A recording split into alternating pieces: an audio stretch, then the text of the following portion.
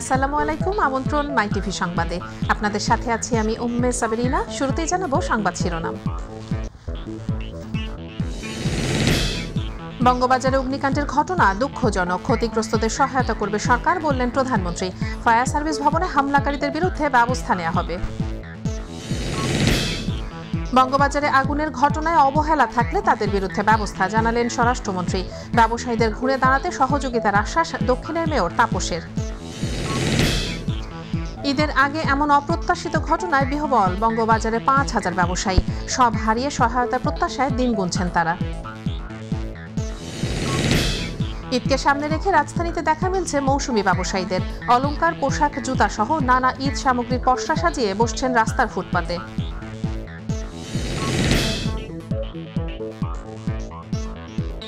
দর্শক, শুনছিলেন সংবাদ শিরোনাম, এবার বিস্তারিত। বঙ্গবাজারে অগ্নিকাণ্ডের ঘটনাকে দুঃখজনক উল্লেখ করে প্রধানমন্ত্রী শেখ হাসিনা বলেছেন, ক্ষতিগ্রস্ত ব্যবসায়ীদের যতটা সম্ভব সহায়তা করবে সরকার। গণভবনে পদ্মা সেতু নির্মাণে সরকারি ঋণের প্রথম ও দ্বিতীয় কিস্তির ৩১৬,৯০,৯৭,০৪৯ টাকার চেক হস্তান্তর অনুষ্ঠানে তিনি কথা বলেন। যারা ফায়ার সার্ভিস ভবনে হামলা চালিয়েছিল তাদের চিহ্নিত করে ব্যবস্থা নেওয়া হবে বলেও জানান প্রধানমন্ত্রী শেখ হাসিনা। সাইদুর রহমান আবিরের রিপোর্ট। বাঙালির অহংকার, নিজস্ব অর্থায়নে নির্মিত পদ্মা সেতুর নির্মাণ ব্যয় ৩০,০০০ কোটি টাকার বেশি। অর্থায়ন বাতিল ও বিশ্বব্যাংকের অভিযোগের তীরে উপেক্ষা করে সেই স্বপ্ন আজ বাস্তব। ১% সুদসহ ৩৫ বছরে ঋণ পরিশোধের ঋণ পরিশোধের শর্তে অর্থ বিভাগ অর্থায়ন করেছে গোটা ব্যয়। হিসেব অনুযায়ী ২০৫৭ সাল পর্যন্ত ঋণের বোঝা টানতে হবে বলে সেতুর টোলের হারও ধরা হয়েছে বাড়তি। গণভবনে সেতু বিভাগের আয়োজনে অর্থ বিভাগকে ৩১৬,৯০,৯৭,০৪৯ টাকার প্রথম ও দ্বিতীয় কিস্তির চেক হস্তান্তর করা হয়। প্রধানমন্ত্রী শেখ হাসিনার হাতেই সম্পন্ন হয় প্রথম সেই আনুষ্ঠানিকতা। পদ্মার বুকে সেতু নির্মাণের চ্যালেঞ্জ গ্রহণের সাহসিকতা এবং নির্মাণযোগ্য নিয়ে চক্রান্তের সমালোচনা করেন প্রধানমন্ত্রী। পদ্মা সেতু নিয়ে এমন একটা চক্রান্ত শুরু হয়েছিল, এটা খুবই দুঃখজনক যে একটা অবাঞ্ছিত একটা ঘটনা জন্ম দিয়ে আমাদেরকে এই সেতু নির্মাণে বাধাগ্রস্তই শুধু করা হয়নি, আমাদের উপর একটা বদনাম দিতে চেয়েছিল, যেটা আমরা চ্যালেঞ্জ হিসেবে নিয়েছিলাম। বিজয় জাতি হিসেবে আত্মমর্যাদা ফিরিয়ে আনা, বাঙালির গর্ব পদ্মা সেতু বাস্তবায়নের মতো যে কোনো বাধা অতিক্রমে জনগণকে পাশে চান বঙ্গবন্ধু কন্যা। যখন আমি বলেছি পদ্মা সেতু নির্মাণ করব, আমাদের দুই পারের যারা বসতি, যাদের জমি জমা চলে যাবে, তারা তো সত্য কথা বলতে গিয়ে অনেকে সমস্ত কয়েকশো লোক তারা লিখিতভাবে তাদের জমি সিগনেচার করে আমার কাছে পাঠিয়ে দিয়েছে যে আপনি সেতু করেন, আমরা আমাদের পৈতৃক সম্পত্তি সব আমরা দিয়ে দেবো। তাদের যে মর্যাদা বোধটা, এটা কিন্তু আমার সবথেকে বড় শক্তি, বড় প্রেরণা, আমি এটাই বলবো। বঙ্গবাজারে অগ্নিকাণ্ডে দুঃখ প্রকাশ করে সামর্থ্য অনুযায়ী সহযোগিতার আশ্বাস দেন সরকার প্রধান। কত মানুষ ব্যবসা বাণিজ্য করেছে, তাদের সত্যি যে কষ্টটা, তাদের কান্না, এটা সহ্য করা যায় না। যত উপায় তাদের সাহায্য করবো এবং কার কিরকম ক্ষতি হয়েছে এটা দেখবো। সাইদুর রহমান আবির, মাই টিভি, ঢাকা। বঙ্গবাজারে আগুনের ঘটনায় কোনো সংস্থার অবহেলা থাকলে তাদের বিরুদ্ধে ব্যবস্থা গ্রহণ করা হবে বলে জানিয়েছেন স্বরাষ্ট্রমন্ত্রী আসাদুজ্জামান খান কামাল। বুধবার ঘটনাস্থল পরিদর্শন শেষে তিনি কথা বলেন। স্বরাষ্ট্রমন্ত্রী বলেন, এরই মধ্যে রাজধানীর ঝুঁকিপূর্ণ মার্কেটগুলো চিহ্নিত করার কাজ শুরু করেছে ফায়ার সার্ভিস। এদিকে সকালে বঙ্গবাজার পরিদর্শনে এসে অগ্নিকাণ্ডে ক্ষতিগ্রস্ত ব্যবসায়ীদের ঘুরে দাঁড়াতে প্রধানমন্ত্রী পর্যাপ্ত আর্থিক অনুদান দেবেন বলে আশ্বস্ত করেন ঢাকা দক্ষিণ সিটি কর্পোরেশনের মেয়র শেখ ফজলে নূর তাপস। আরও জানাচ্ছেন হাসান জাকির। ভয়াবহ অগ্নি দুর্ঘটনার ৩৬ ঘণ্টা পার হলেও এখনও বঙ্গবাজারের ধ্বংসস্তূপ থেকে বের হচ্ছে ধোঁয়া। ঘটনার পরদিনও যথারীতি ধোঁয়া নিবারণে পানি ছিটিয়ে যাচ্ছেন ফায়ার সার্ভিসের কর্মীরা। আজকে এখনো 12টা ইউনিট কাজ করছে। আমরা 5 সদস্যের একটা তদন্ত কমিটি করেছি। এই তদন্ত কমিটি আগামী 5 কর্মদিবসের মধ্যে আমাদেরকে তদন্ত রিপোর্ট দিবে। রাজধানী সুপার মার্কেট, গাউসিয়া, এই রকমের অনেকগুলো মার্কেট আছে যেটা আমাদের কাছে আপাত দৃষ্টিতে দেখে মনে হচ্ছে ঝুঁকিপূর্ণ। ঘটনাস্থল পরিদর্শন করেন বিএনপি ও জাতীয় পার্টির শীর্ষ নেতৃবৃন্দ। পরে উপস্থিত সাংবাদিকদের কাছে তাদের অনুভূতি ব্যক্ত করেন তারা। এই ক্ষতি বিএনপির পক্ষে একা কিছু করা সম্ভব না, তবে সরকার কিছু করতে পারে, তো সেখানে আমরা কিছু সহযোগিতার চেষ্টা করব। এবং ব্যবসায়ীদেরকে স্বল্প সুদে বা বিনা সুদে ঋণের ব্যবস্থা করা হোক, যাতে করে তারা ব্যবসা করে কিছুটা হলেও এদের ক্ষয়ক্ষতি পুষিয়ে নিতে পারে। এদিকে ঘটনাস্থল পরিদর্শনে আসেন ব্যবসায়িক নেতৃবৃন্দ সহ জেলা প্রশাসন। সিটি কর্পোরেশনের কাছে আমি আহ্বান জানাবো যেন তারা এই ব্যাপারটা নিয়ে একটু চিন্তা করেন, কারণ আপনার এখানে তাদের একটা টেম্পোরারি রিহ্যাবিলিটেশন করলেও তাদের কিছুটা লস সমন্বয় হওয়ার সুযোগ আছে।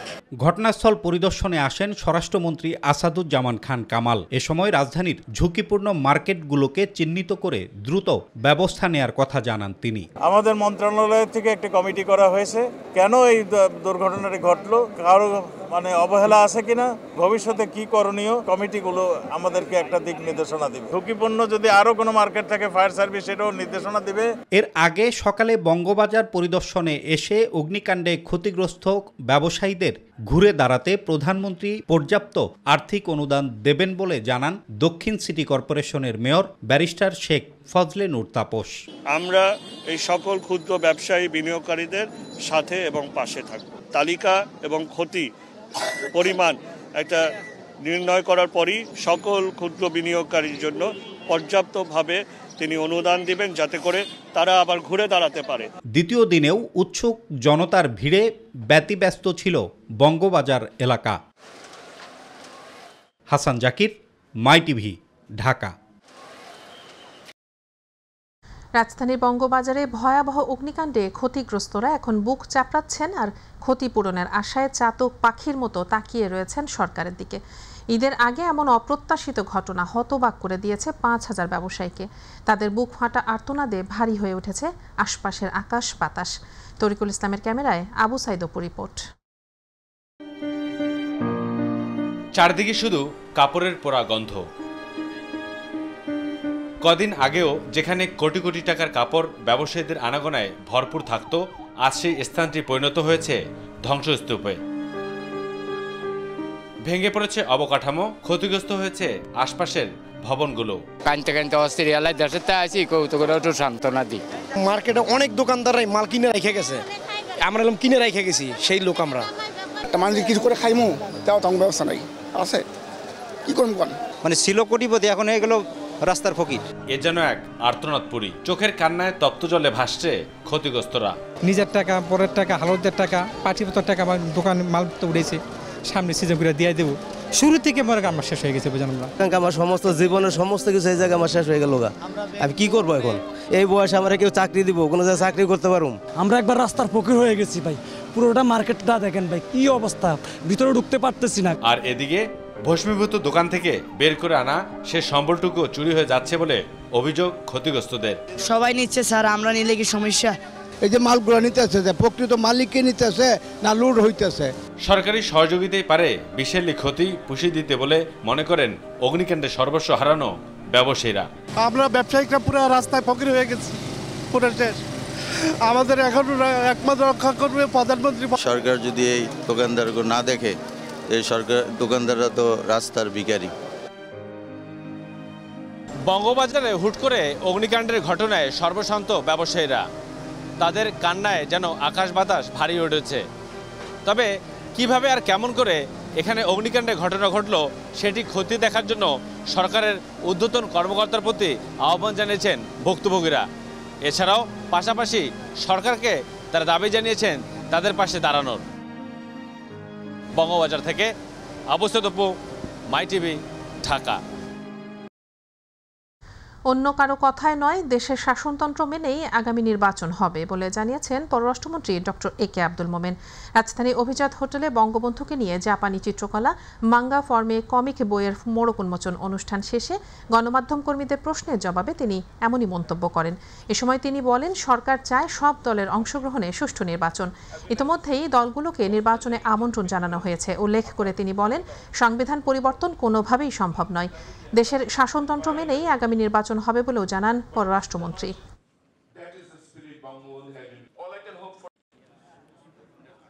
সব দলের সাহায্য ছাড়া স্বচ্ছ সুন্দর নির্বাচন হবে না।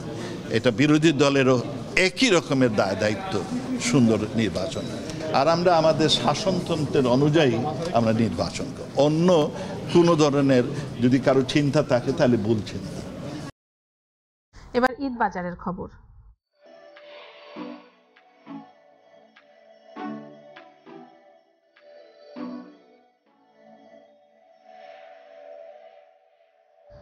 ঈদকে সামনে রেখে রাজধানীতে দেখা মিলছে সিজনাল ব্যবসায়ীদের। এদের মধ্যে কেউ কেউ নারীদের অলংকার, পোশাক কিংবা কেউ জুতা, বেল্ট সহ তাদের ঈদের নানা সামগ্রীর পসরা সাজিয়ে বসেছেন রাস্তার পাশে কিংবা ফুটপাতে। একটু বাড়তি আয়ের আশায় মূল পেশার পাশাপাশি সিজনাল ব্যবসা করছেন বলে জানান তারা। আমিনা হিরার বিশেষ রিপোর্ট। মুন্সিগঞ্জের শফিকুল্লাহ শফিক পেশায় একজন কৃষক, পাশাপাশি রমজান আসলেই ঈদকে সামনে রেখে করেন সিজনাল কাপড়ের ব্যবসা। অভাব অনটনের সংসারে তিনি একমাত্র উপার্জনক্ষম ব্যক্তি, তাই একটু বাড়তি আয়ের আশায় ছুটে এসেছেন ঢাকায়। নিউ মার্কেট এলাকার ফুটপাতে শুরু করেছেন কাপড়ের ব্যবসা। এখানে যতটুকু অতিরিক্ত উপার্জন হবে তা দিয়েই ঘুরবে সংসারের চাকা। সিজনে ব্যবসা করি, গৃহস্থী কাজ কাম করি, এভাবে চলাফেরা করি। মানে এই সিজনে 20-25 দিন আছে, কদিন দিন না দেয় তো আমরা কী করে খাইবো? আমাদের বউ বেটি কী করে খাইবো? বাল বাচ্চা কী করে খাইবো? এদের তো আমাদের একটা খাওয়ান আছে, তাদের আমরা কি খাওয়াবো? এই জন্য কটা মাল নিয়ে বসছি ঈদের টাইম, দেখি কটা হয় কিনা, তাহলে কটা ডাল চাল কটা কিনা নিতে পারো।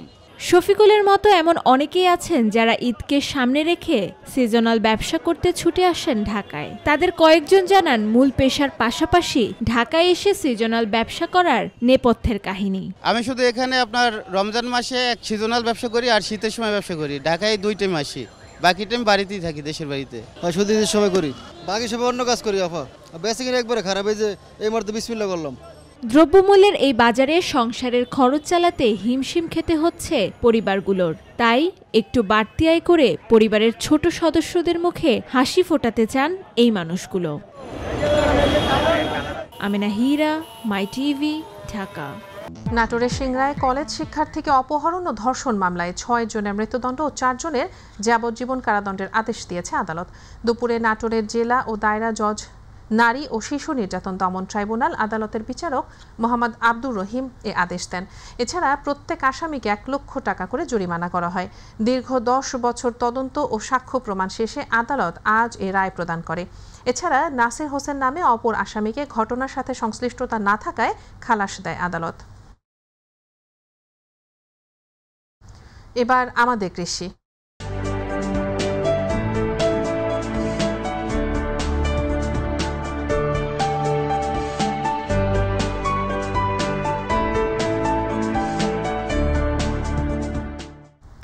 হুইট ব্লাস্টের আক্রমণে গত কয়েক বছর ধরে গম চাষে লোকসানের মুখে পড়তে হয় মেহেরপুর জেলার চাষিদের।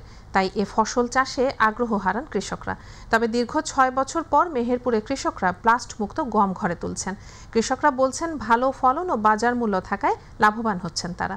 মোহাম্মদ মাহবুব আলমের পাঠানো রিপোর্ট, জানাচ্ছেন আমিনা হিরা।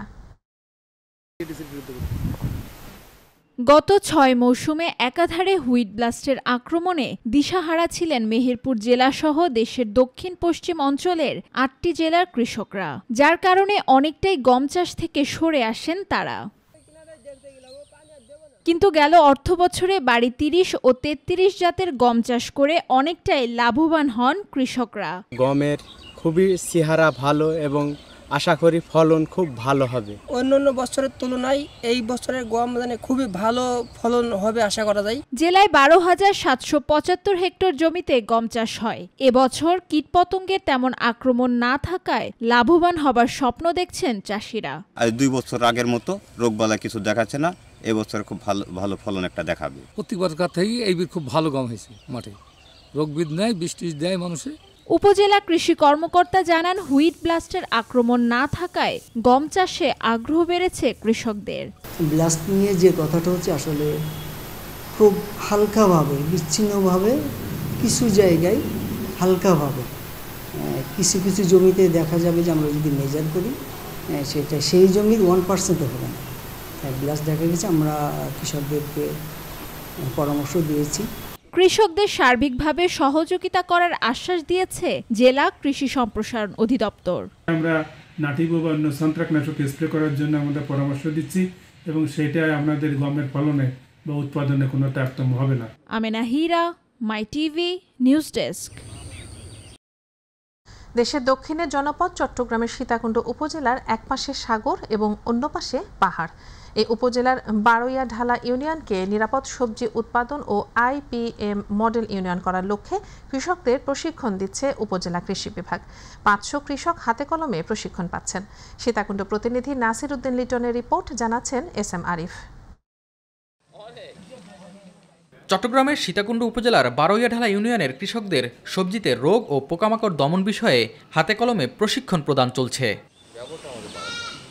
শিম, লাউ, ফুলকপি, বাঁধাকপি, বেগুন, টমেটো সহ অন্যান্য সবজি IPM পদ্ধতিতে চাষাবাদ ছাড়াও সেক্স ফেরোমন ফাঁদ ব্যবহার করে পোকা দমন বিষয়ে কৃষকদের প্রশিক্ষণ দেওয়া হচ্ছে। মাছি পোকা ওইটা কিভাবে দমন করতে হয় এটা শিখলাম। ফল ছিদ্রকারী পোকা কিভাবে উৎপাদন হয়, কিভাবে দমন করা যায়, অনেক কিছু শিখতে পারলাম, নতুন নতুন পোকা চিনতে পারলাম। এই উপজেলায় বর্তমানে রবি মৌসুমে 3840 হেক্টর জমিতে মূলা, লাল শাক, পালং শাক, বেগুন, টমেটো, ফুলকপি সহ বিভিন্ন সবজির চাষাবাদ চলছে। ফুলকপি আছে, বেগুন আছে, তারপরে তরু আছে, টমেটো লাগাইছি কয়েকদিন হয়েছে, ভেন্ডি আছে, শিম লাগাইছি, জাসিম হাইব্রিড রূপবান, তারপরে লাউ লাগিয়েছি আর এখন ভেন্ডি রোপণ করব।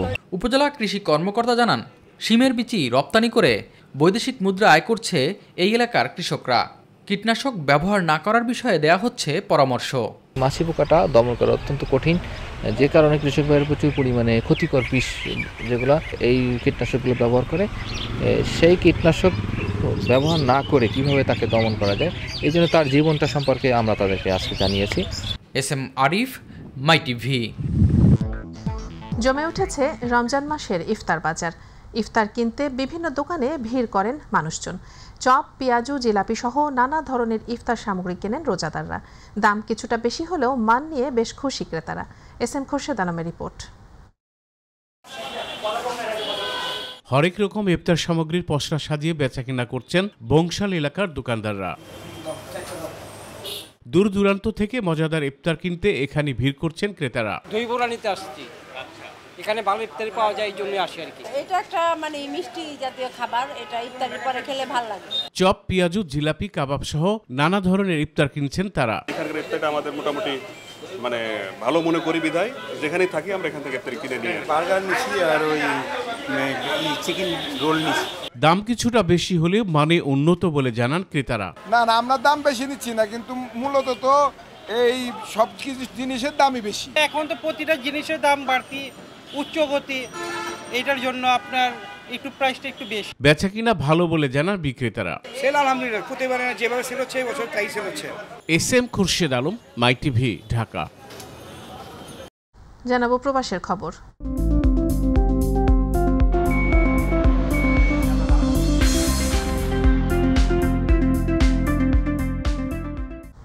সংযুক্ত আরব আমিরাতের দুবাই 26তম আন্তর্জাতিক হিফজুল কোরআন প্রতিযোগিতায় আবারও বিজয়ী হয়েছেন বাংলাদেশের হাফেজ সালেহ আহমদ তাকরিম। 14 বছর বয়সী তাকরিম প্রতিযোগিতায় বিশ্বের 70টিরও বেশি দেশকে পেছনে ফেলে বাংলাদেশের নাম উজ্জ্বল করেন।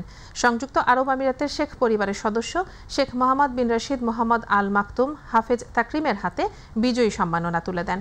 প্রতিযোগিতায় দ্বিতীয় হয়েছেন ইথিওপিয়ার আব্বাস হাদি ও তৃতীয় স্থান অধিকার করেছেন সৌদি আরবের খালিদ সুলাইমান। তাকরিম প্রথম স্থান অধিকার করায় বাংলাদেশ রিপোর্টার্স ইউনিটি আরব আমিরাতের পক্ষ থেকে তাকে ফুলের শুভেচ্ছা জানান সংগঠনের নেতৃবৃন্দরা। পবিত্র মাহে রমজান উপলক্ষে ময়নামতি প্রবাসী কল্যাণ সংস্থা আরব আমিরাত শাখার উদ্যোগে দুবাইয়ে ইফতার ও দোয়া মাহফিল অনুষ্ঠিত হয়েছে। সংগঠনের ভারপ্রাপ্ত সভাপতি জসিম উদ্দিনের সভাপতিত্বে ও সাধারণ সম্পাদক সাগর দেবের সঞ্চালনায় এবং মাই টিভি আমিরাত প্রতিনিধি শামসুর রহমান সোহেলের কোরআন তেলাওয়াতের মধ্য দিয়ে অনুষ্ঠানটি শুরু হয়। অনুষ্ঠানে প্রধান অতিথি ছিলেন বিশিষ্ট ব্যবসায়ী ও সমাজসেবক সোহেল মজুমদার।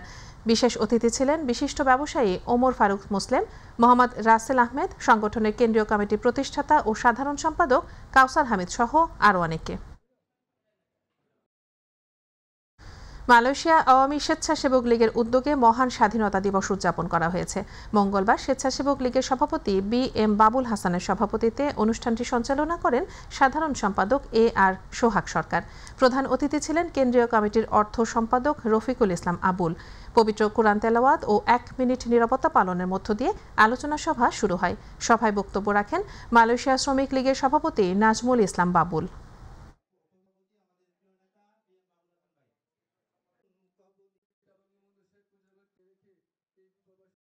আন্তর্জাতিক প্রসঙ্গ।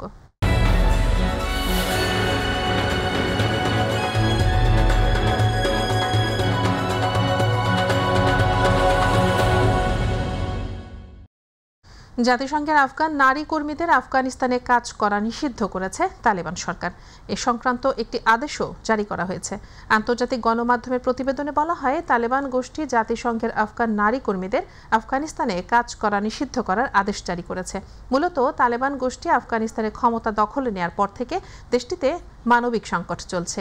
এদিকে পূর্বাঞ্চলীয় প্রদেশ নানগারহারে নারী কর্মীদের কর্মক্ষেত্রে আসা বন্ধের বিষয়ে মঙ্গলবার উদ্বেগ প্রকাশ করেছে আফগানিস্তানে অবস্থিত জাতিসংঘের মিশন।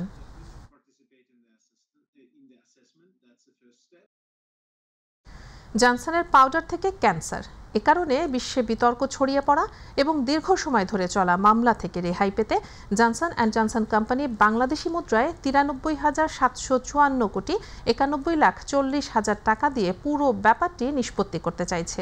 মূলত তাদের পাউডার ব্যবহারে ক্যান্সার হচ্ছে এমন অভিযোগ সামনে আসার পর বিশ্বের অন্যতম এ জনপ্রিয় ব্র্যান্ডকে বাজার থেকে অনেকটা সরিয়ে নেওয়া হয়। বার্তা সংস্থা এএফপি জানিয়েছে, জনসনের পাউডারে অ্যাসবেস্টোসের নমুনা পাওয়া গেছে। অ্যাসবেস্টোস শিশুদের শরীরের জন্য অত্যন্ত ক্ষতিকর। এর সংস্পর্শে এলে ক্যান্সার পর্যন্ত হতে পারে। ওভারিয়ান ক্যান্সারের জন্য দায়ী এই অ্যাসবেস্টোস। এমন অভিযোগেই চলছে বিতর্ক। মার্কিন এ প্রতিষ্ঠানটি অবশ্য কখনোই তাদের ভুল স্বীকার করেনি। এর সাথে সংবাদের শেষ প্রান্তে আমরা যাবার আগে সংবাদ শিরোনামগুলো জানিয়ে দিচ্ছি আরও একবার।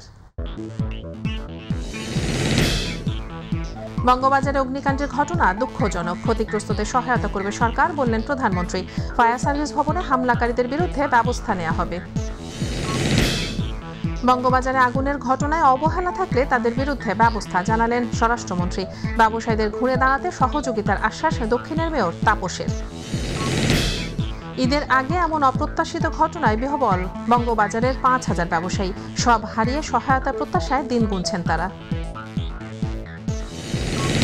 ঈদকে সামনে রেখে রাজধানীতে দেখা মিলছে মৌসুমী ব্যবসায়ীদের। অলংকার, পোশাক, জুতা সহ নানা ঈদ সামগ্রীর পসরা সাজিয়ে বসছেন রাস্তার ফুটপাতে।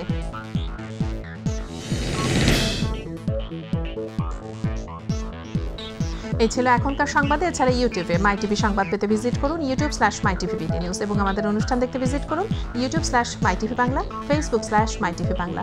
পরে সংবাদ দেখার আমন্ত্রণ জানিয়ে বিদায় নিচ্ছি আমি উম্মে সাবরিনা। আল্লাহ হাফেজ।